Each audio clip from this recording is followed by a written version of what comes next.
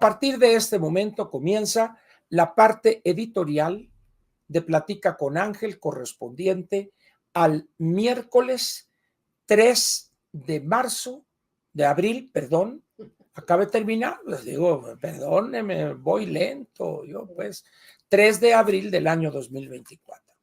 El tema o el editorial se llama así: pues sí, hay mucho interés por saber qué partidos tenemos. Muy bien.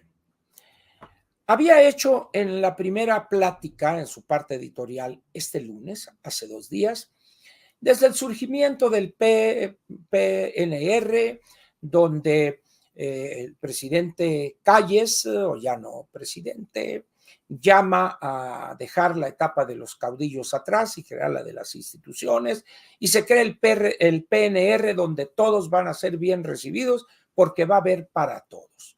Pero fuera del PNR, nada, y conociendo la historia de los generales sonorenses, Obregón, asesinado en julio del 28 del año anterior, y conociendo la audacia y la sagacidad de don Plutarco, dijeron mejor aquí.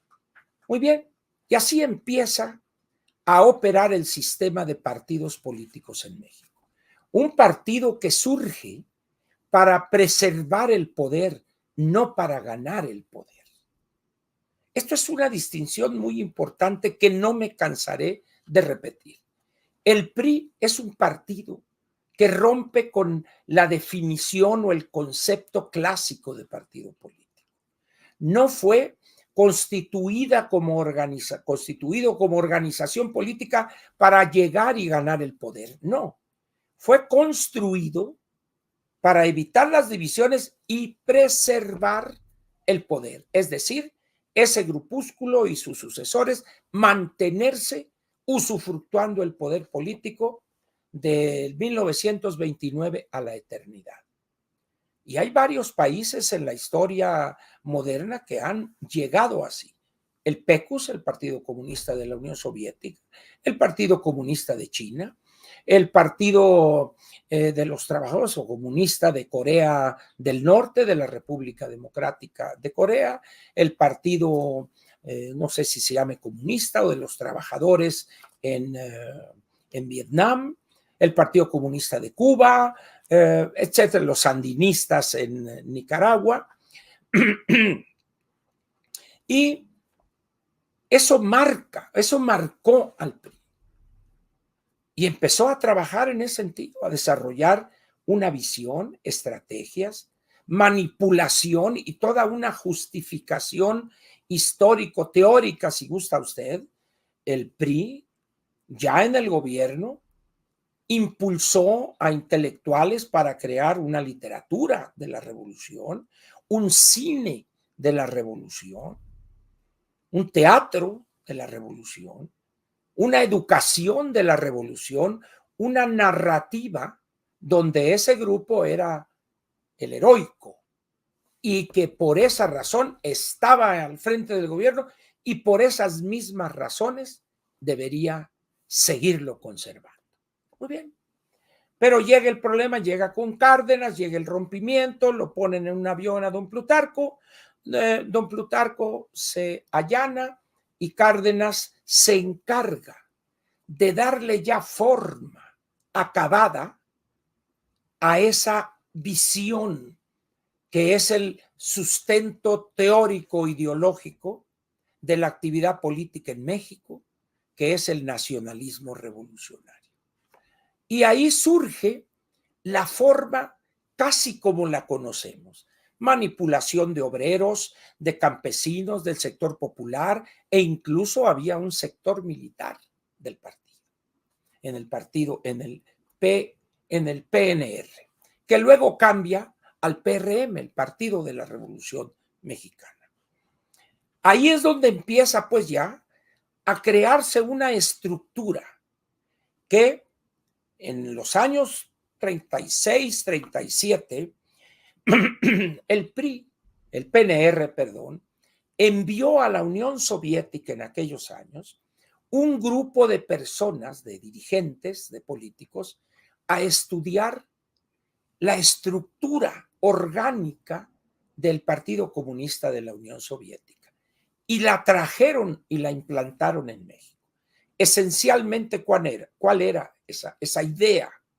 En cada caserío o en cada poblado, por pequeño que fuere, debería estar ahí presente el Partido Nacional Revolucionario, como era el PECUS, como era el Partido Comunista o como es el Partido Comunista de China, como es el Partido Comunista cubano. Es decir, esa presencia ahí para orientar, para inducir el apoyo al gobierno en turno, es uno de las grandes creaciones mediante la manipulación política e ideológica que le dio completez, diríamos, Lázaro Cárdenas. Y así llegamos al 40, a la sucesión de Lázaro Cárdenas. Los ingenuos, un grupo de seguidores de aquellas lecturas mal digeridas de los textos que venían de la Unión Soviética, Narciso Bassols, Jesús Silva Herzog, el abuelo, el viejo, pues, ¿no?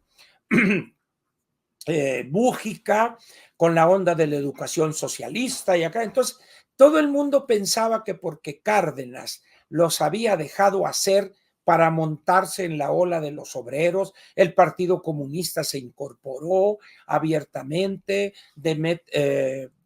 don Valentín Campa, que en paz descanse, y su señora esposa en aquel entonces, doña Consuelo Uranga, padres de quien falleció hace unos años, María Fernanda Campa Uranga, la chata, ¿eh? Grandes activistas a favor de Cárdenas. Entonces, parecía aquello el paraíso. No hay oposición hasta que el 39 surge el PAN con el concepto clásico de partido. Una organización de cuadros selecta, de personas dispuestas a dar la batalla política con miras a lograr lo que debe ser el objetivo central y que explica su existencia de todo partido: tomar el poder, llegar al poder mediante las elecciones y el voto democrático. Es el 15 de septiembre del 39 cuando se crea o se realiza la asamblea fundacional del Partido Acción Nacional. Muy bien. Pero todos, no, es que va a ser Mújica y Mújica y Mújica. Tomen su Mújica. Cárdenas, un individuo falsario, hipócrita, que le manifestaba a don Plutarco Elías Calles que era su mentor y lo adoraba y todo, y ténguele, le dio la puñalada por la espalda. Muy similar a lo que ha hecho ahorita el bulto, traicionar a quien lo ha encumbrado. Muy bien. ¿Y qué hace? Ya para ese entonces se veía venir el conflicto abierto de la Segunda Guerra Mundial y entendió Cárdenas que nuestro futuro estaba ligado obligadamente a los Estados Unidos. Ya había pasado el 18 de marzo del 38 con la expropiación no del petróleo, sino de los activos de las empresas petroleras. ¿Para qué? Para asegurar el petróleo, sacar a las compañías europeas, inglesas, holandesas, etcétera, para integrarse al esfuerzo de guerra de los Estados Unidos. Y como no había algo así, hubo el hundimiento de dos barcos, el Potrero del Llano y no recuerdo el otro buque, y eso sirvió para que México entrara al esfuerzo de guerra en contra del nazifascismo. Muy bien. Deja a un general que era un general que generó ciertas suspicacias, y dice, porque el general Manuel Ávila Camacho no era un general que había olido la pólvora, era un general de intendencia, el que se encarga de que no falte la verdura, la carne, el pan para el rancho de los soldados, etcétera. Pero no era un militar de aquellos de pistola, de cuchillo, que traen hijos de la tal y paz. No, ya era una persona decente y creyente además, un hombre muy religioso y su esposa todavía más. Entonces todo el mundo se sorprendió. ¿Y cómo? Traición, no traición. Lógica y pragmatismo político, nada más. Y llega Ávila Camacho, general él, pero con una tarea que ya se veía venir. Agarrar a los militares y ustedes váyanse para allá a sus cuarteles, les vamos a dar canonjías de esto, pero México debe entrar ya a una etapa civil. Pero ya para ese entonces, en 1940, en esa elección, ya el partido ya tenía una metodología para ganar elecciones. Utilizar los esfuerzos del sector público, el gobierno, para lograr ganarse la conciencia, la mente de los ciudadanos para que votaran por eso. Los partidos, pues, prácticamente inexistentes excepto el PAN.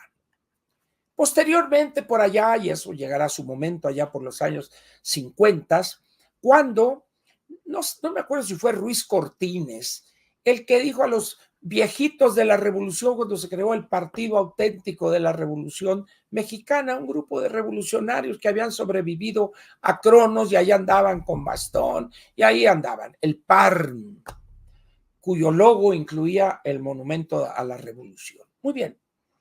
¿Qué sucede en 1940? Pues ganó el PNR o el PRM, pues ya había cambiado, pues ganó, arrolló. ¿Por qué? Porque tenían una estructura de cuadros, maestros rurales, maestros, líderes de sindicatos, un gran personaje callista, Luis N. Morones, intelectuales, etcétera, de tal manera que el voto fluyó masivamente, si es que se le puede llamar así, a un país donde no votaban las mujeres todavía, un país con un nivel altísimo de analfabetismo, etcétera, etcétera. Pero ya el sistema había sido probado con éxito. Llega Ávila Camacho a la presidencia de la República y empieza ese proceso de la parte, vamos a decir, militarista a la parte civilista.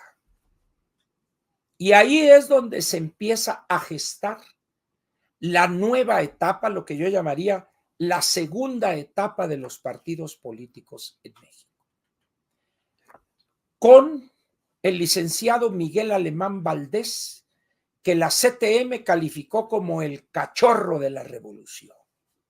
Por supuesto, ya a Lombardo Toledano le habían dado una patada en el trasero, encabezado por Fidel Velázquez y sus lobitos, los 5 lobitos, y vámonos por fuera, ya no te necesitamos, ya teorizaste aquí, nos dijiste, y agarra tus chivas y te vas. Y se va a Lombardo a seguir disertando sobre el marxismo y el Frente Popular y el camarada Stalin, Torre de Palomas, padrecito de todos los pueblos, pero allá en tu partido, y creó el Partido Popular, que después cambió al PPS, el Partido Popular Socialista. Y ahí está. Y el PAN por otro lado, pero presencia puramente testimonial. Ávila Camacho empieza esa etapa de la expresión de la institucionalización mexicana.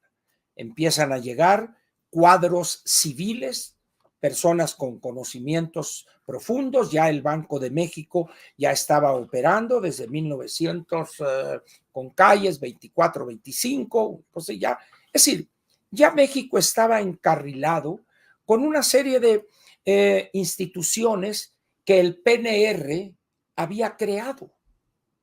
O antes de que hubiera PNR, ya estaba creada la Comisión Nacional de Irrigación, el Banco de México, un departamento creo que de salud, etcétera, etcétera.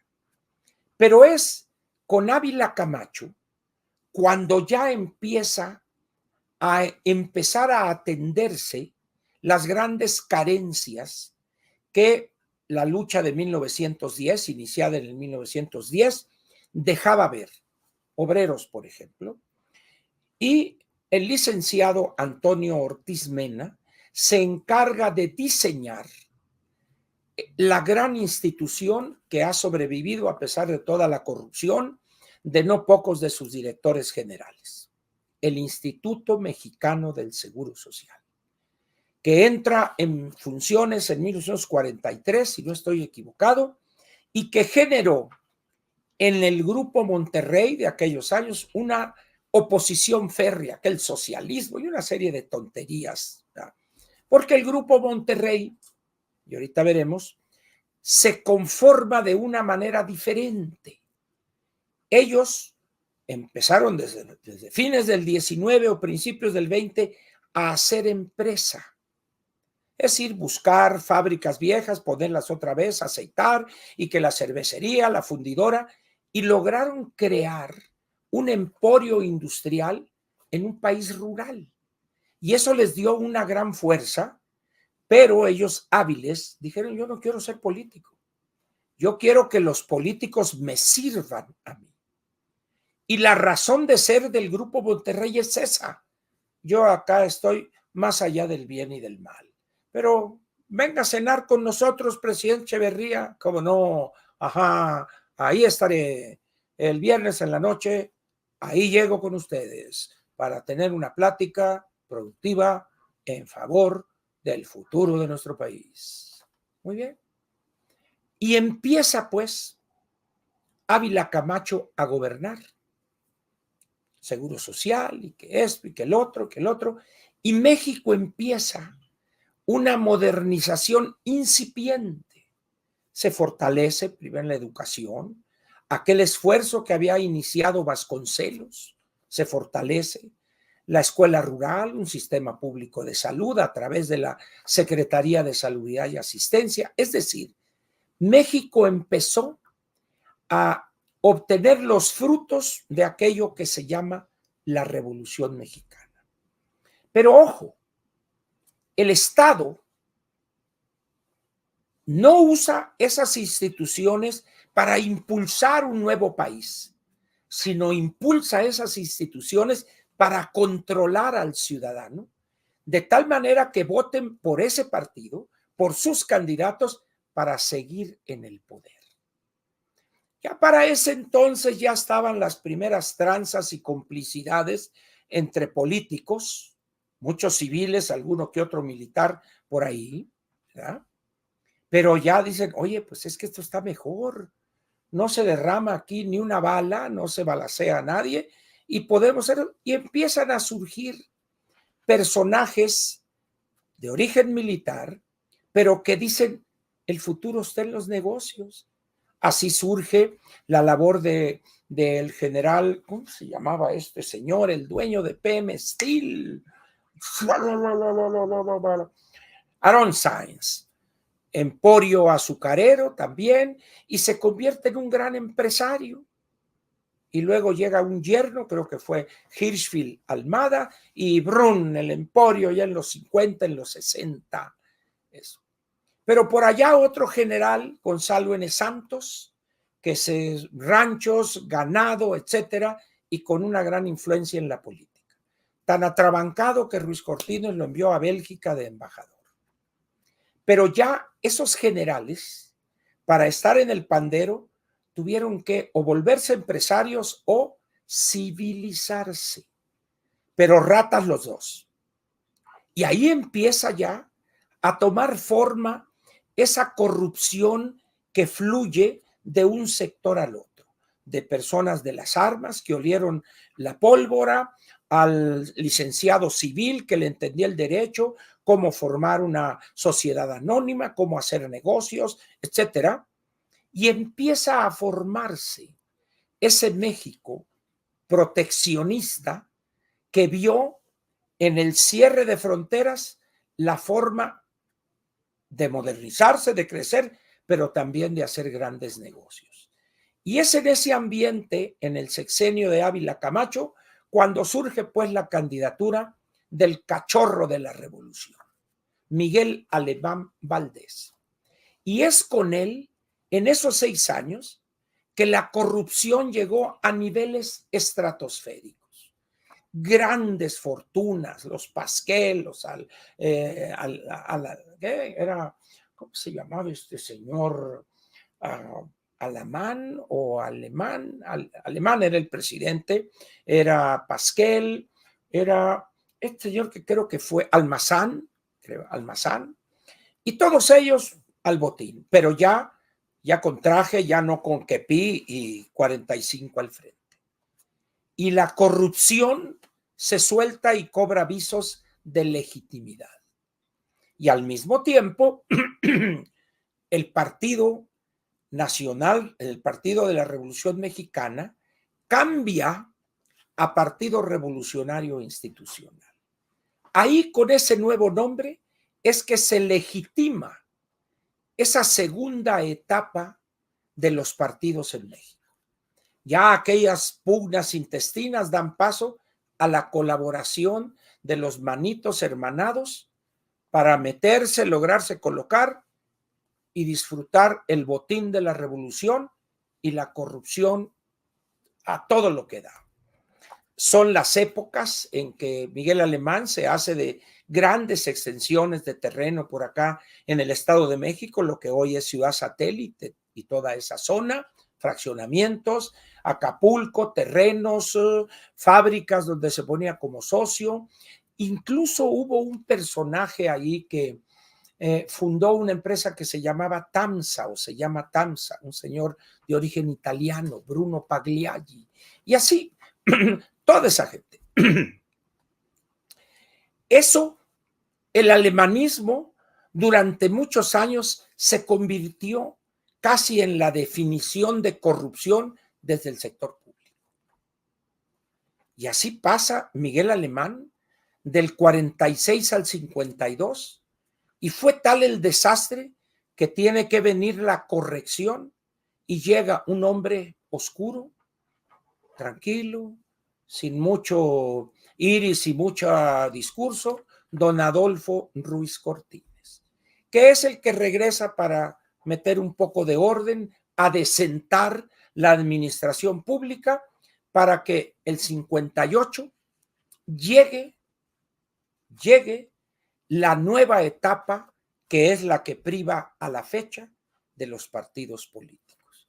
La transición se da en esa etapa después de Cárdenas, que es Ávila Camacho y Miguel Alemán, del 40 al 52, y luego entramos a esos 6 años de corrección, y ya para entrar a la etapa propiamente institucional, y ya con un partido, el PRI, aceitadito, funcionando, y con un objetivo claro en mente y en actuación: preservar el poder, conservar el hueso, como se decía en aquellos años, y hacer lo que fuere necesario para ganar la elección. Relleno de urnas, falsificación de actas, todo lo que ya conocemos. Cuando era necesaria la violencia, se utilizaba la violencia. Cuando no, pues se convencía con la ley o con la muey. ¿Cómo quieres tú? Entierro, destierro, ¿o cómo era? A ver, ¿qué quieres? ¿Entierro o destierro? O te allanas y te vas, o te enterramos. Cosas así. Esa etapa son los años en que el político mexicano entendió lo que era tener un partido que conservara el poder, que generara incentivos para todos para que nadie se rebelara. Y aquel que intentaba hacerlo, el general Enríquez Guzmán, pum, le dan premio, una constructora, etcétera. Luego por otro Almazán, por allá, etcétera, muchos. Porque para todos había. Porque México se benefició del esfuerzo militar de la Segunda Guerra Mundial. Surge el narcotráfico una vez que termina la Segunda Guerra Mundial, que ya se termina el compromiso de sembrar amapola para extraer goma de opio y la morfina para usos militares, de anestésicos, etcétera. Pero cuando ya termina la Segunda Guerra, pues ya dicen, ya se acabó, ténguele. Si ya conozco yo la forma de producir amapola, de cortarla, de hacer esto y esto y esto, y miles de soldados que conocieron la heroína y el opio allá en el frente del Pacífico, pues van a regresar a Estados Unidos, van a ser mi clientela. y es donde Sinaloa y el Triángulo Dorado se convierte en la meca de ese narcotráfico. Los que quieran conocer la historia, hay un libro muy interesante de un historiador mexicano que se llama La Primavera del Mal. El apellido siempre se me barre porque es un apellido, no sé si holandés. Déjenme ver, ¿dónde me dejaste mi Kindle? Aquí está. Es un libro que va a batallar para encontrarlo, pero es un libro excelente de la historia de esa etapa de México donde hay la relación entre la política, las autoridades policíacas y los narcotraficantes. Se llama La Primavera del Mal. Primavera del Mal. Aquí está. Hagenbeck. F.G. Hagenbeck. Ahorita le voy a mostrar la carátula. Despliega bonito. Ahí está. Vamos a ver.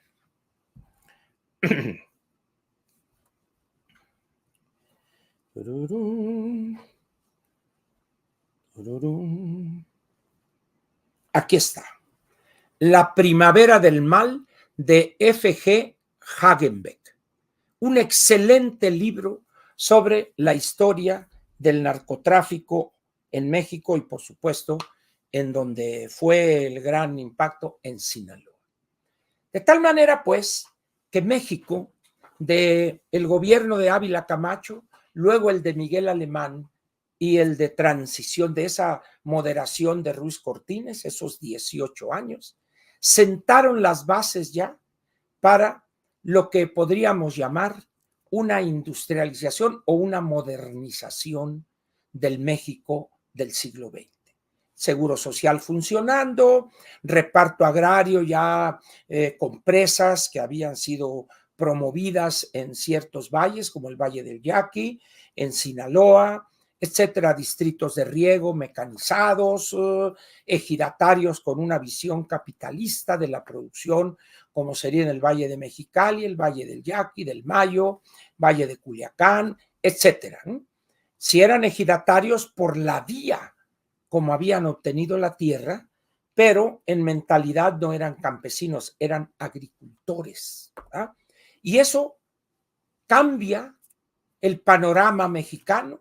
Hay éxito, el cine mexicano, las artistas, las actrices, los grandes ricos que se llenaban los cabarets y dando propinas y teniendo relaciones con la estrella fulgurante del momento, joyas, etcétera, etcétera, que era una expresión de la nueva corrupción que ese nuevo país hecho posible por el PRI y ese grupúsculo, esa clase política formada en ese pantano hediondo de la corrupción, de la mierda política.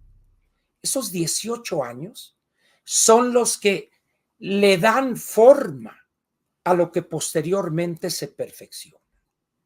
Y entonces tenemos ya un Estado integrado a los Estados Unidos, ya para 1952, para el 58, después del gobierno alemán, ya se veía venir problemas con la Unión Soviética por la difusión de ideas comunistas. Se fundó en el gobierno alemán la Dirección Federal de Seguridad, integrada por militares, uno de ellos que llegó a una posición renombrada en la política mexicana, el capitán Fernando Gutiérrez Barrios, y ya México tenía una integración con los aparatos de inteligencia y combate a las ideas comunistas con los Estados Unidos.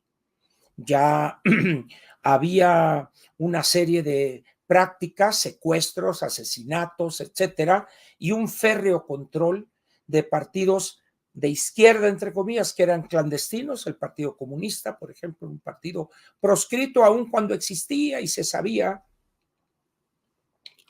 pero al mismo tiempo empezó a darse un fenómeno curioso, que mucho tuvo que ver con la formación de cuadros para los partidos políticos, específicamente para el PRI. la llegada de decenas de miles de estudiantes de provincia a la Ciudad de México, a dos grandes instituciones educativas.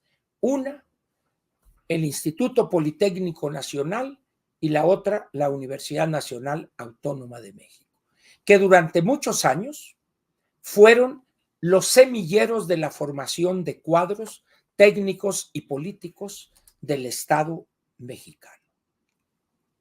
Y eso abre las puertas para la llegada de un hombre ya netamente civil, con una visión modernizadora y con ansias de que México fuere conocido en el mundo, el licenciado Adolfo López Mateos, que también el viejo zorro de Ruiz Cortines engañó con la verdad a muchos ingenuos. Les hizo creer, y más a los ilusos que no analizaban con objetividad las cosas, que Gilberto Flores Muñoz, conocido como el Pollo, era el candidato que tenía en mente Ruiz Cortines.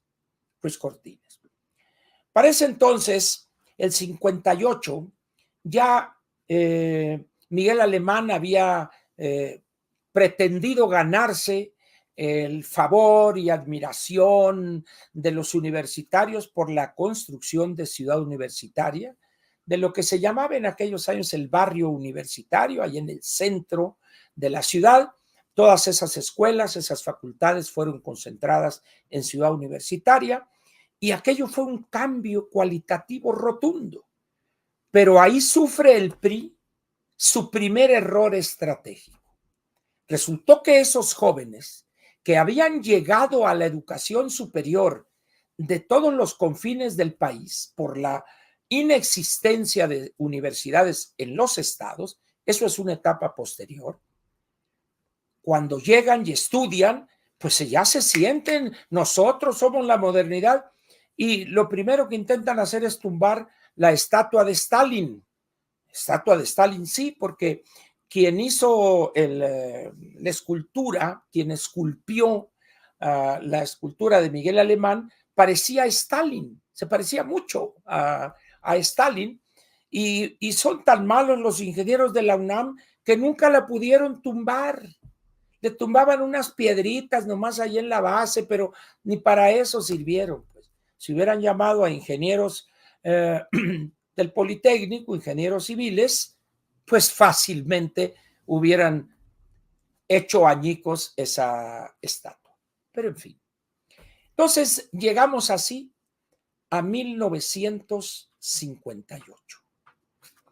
Candidato Adolfo López Mateos, y el PRI ya es el amo y señor en la política mexicana.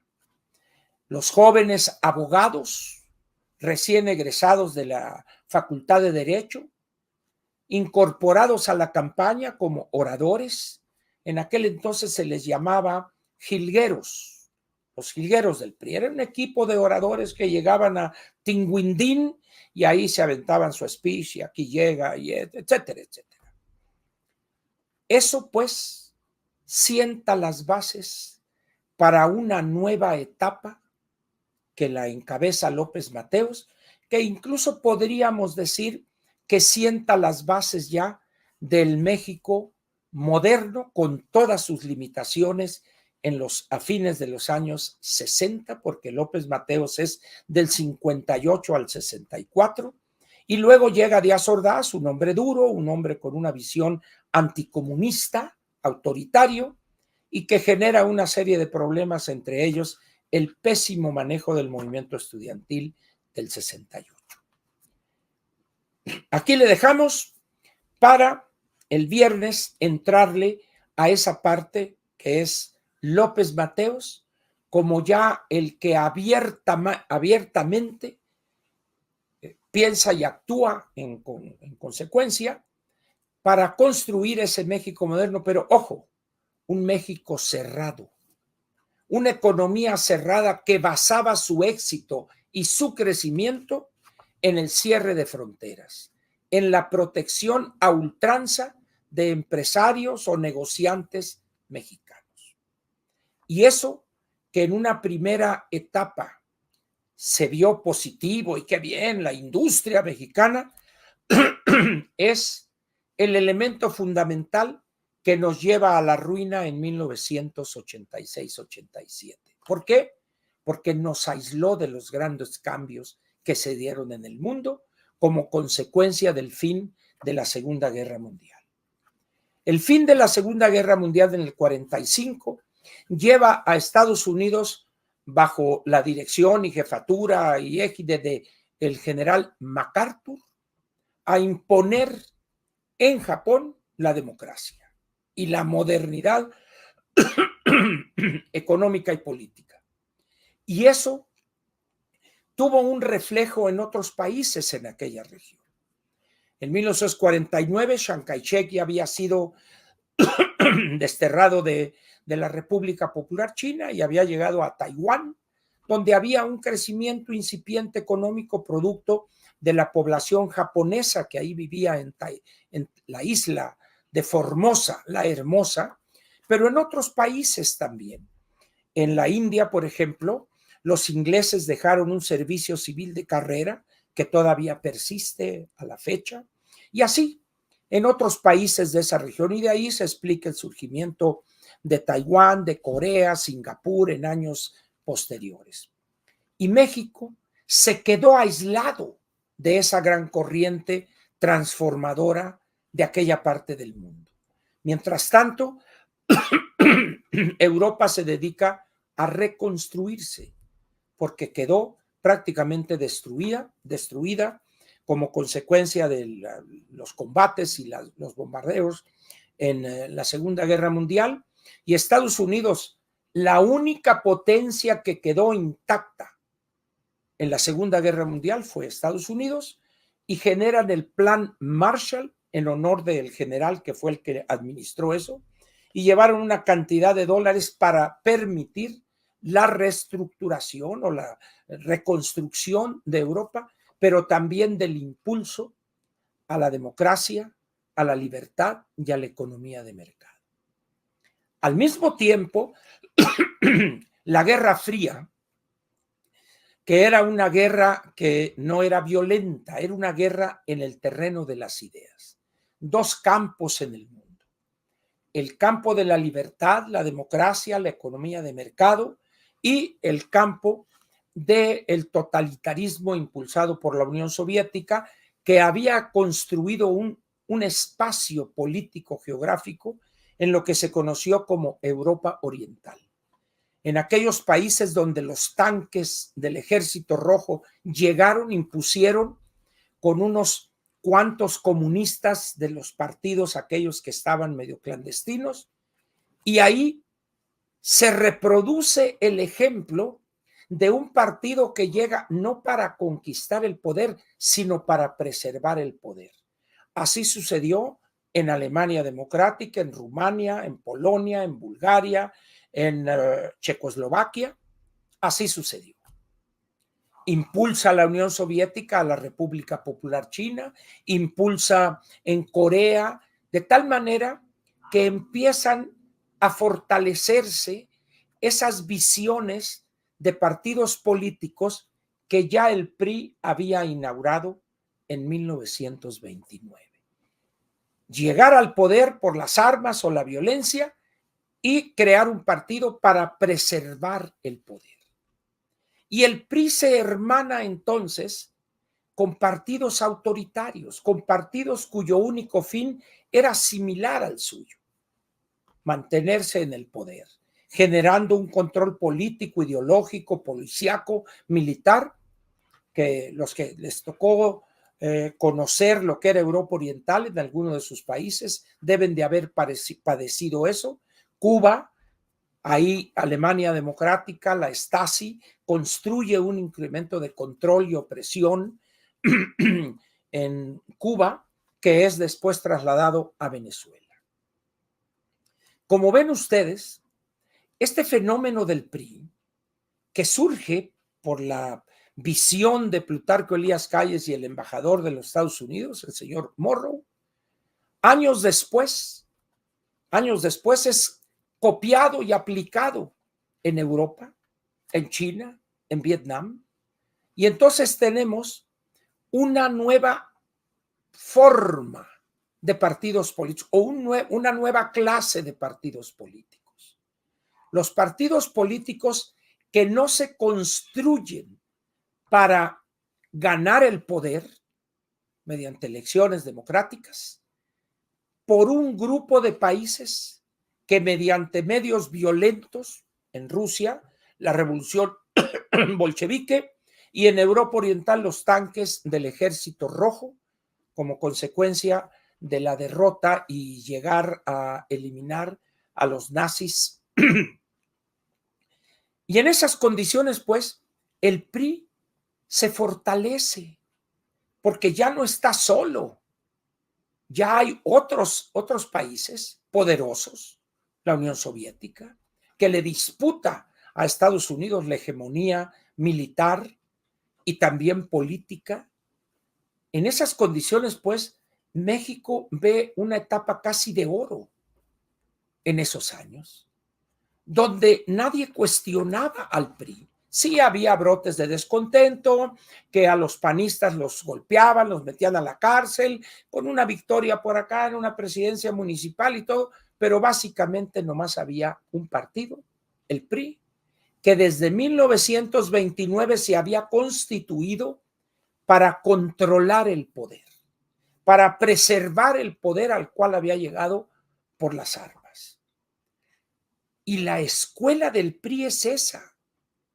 Desde 1929 hasta la fecha, es un partido que tiene una estructura y una visión y la mentalidad de sus dirigencias de preservar el poder.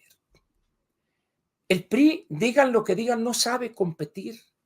No es un país que esté en sus genes competir en una elección democrática. Reproduce las prácticas del antepasado, el mitin, la concentración, las banderas, acá y la matraca y eso, pero no hay trabajo político ideológico. ¿Por qué? Porque el partido, el original, no necesitó eso, porque el poder ya lo había ganado a través de las armas. En ese sentido fueron más hábiles los soviéticos, los chinos. ¿Por qué?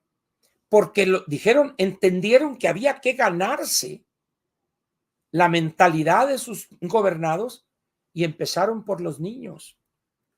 Stalin desde un principio dijo la niñez, una cosa que venía desde Gramsci, el gran comunista italiano.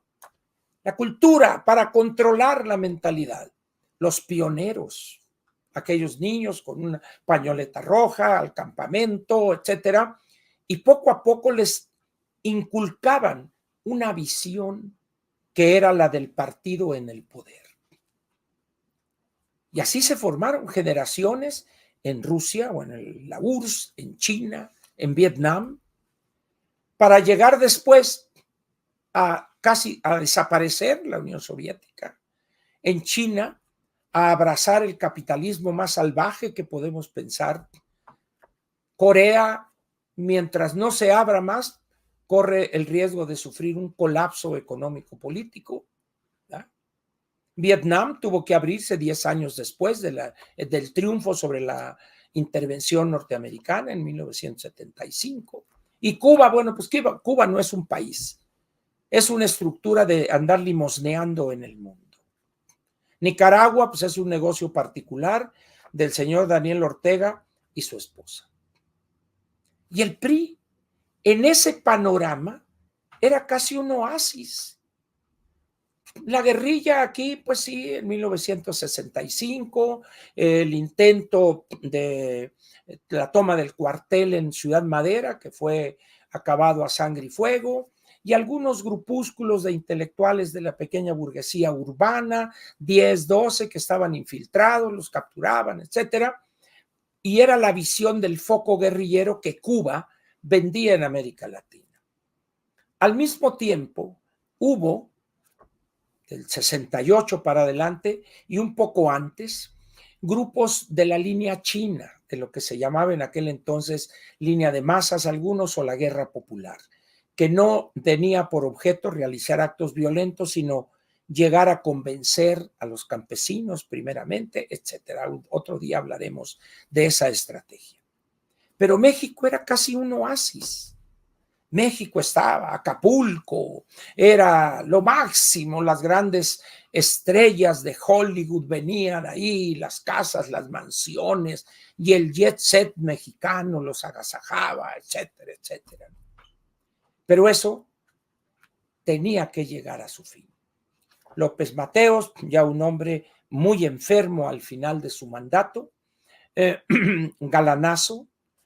Posteriormente se supo de su matrimonio con una joven que incluso hay un libro que creo que ella escribió sobre su matrimonio con López Mateos. Termina enemistado con Díaz Ordaz porque Díaz Ordaz era un hombre muy austero, era un hombre seco. Y cuando López Mateos lucha por obtener los Juegos Olímpicos de la 19ª Olimpiada, Díaz Ordaz se molestó mucho porque dice, me está dejando una carga, el país es un país pobre. Tenía una visión en ese sentido muy austera, muy rígida. Sin embargo, bueno, pues se obtuvo ese premio, como quieran ustedes, y México irrumpe en el mundo en 1968. Ya había pasado el movimiento del Mayo francés, etcétera, etcétera. La guerra de Vietnam estaba en su apogeo, era la ciudadela de la lucha antiimperialista. África había empezado o ya tenía un gran número de países que habían obtenido su independencia, Argelia y algunos otros, era Ghana, Tanzania, etcétera, etcétera. Pero eso pues prefigura lo que después de López Mateos íbamos a vivir a partir del 1 de diciembre de 1964. Pero hubo una constante desde el 29 al 64 en esos 35 o 36 años, 35 años. La visión del PRI como partido que llegó para preservar, para conservar el poder, no para compartirlo en elecciones democráticas. A partir del 64 empieza a resquebrajarse por diversas razones esa visión, pero que tiene vigencia, sobreviven todavía a diciembre del año 2000 o a julio cuando pierden la elección y al 1 de diciembre cuando Vicente Fox llega a la presidencia. De eso hablaremos el viernes en esta tercera plática sobre el origen y carácter de nuestros partidos políticos. Alrededor del PRI, en la época de López Mateos, pues estaba el PPS, que era el negocito particular de Lombardo Toledano, y era el PAR, que era para los ancianos que habían participado en la revolución, etcétera, pero básicamente y el PAN casi como un partido testimonial. Pero ya en el 64 con López Mateos hubo ciertos devaneos. Los diputados de partido, íbamos a apoyar a este y al otro y al otro. O sea, una especie de hay que abrir, señores. Hay que abrir, sí, pero no tanto. De eso hablaremos en la tercera parte de esta apretadísima síntesis, valga la redundancia, de los partidos políticos para tratar de resolver esa pregunta que me atrapó a mí desde hace varios meses. ¿Por qué nuestros partidos hoy son como son? Aquí termina la parte editorial de Platica con Ángel, correspondiente al miércoles 3 de abril del año 2024.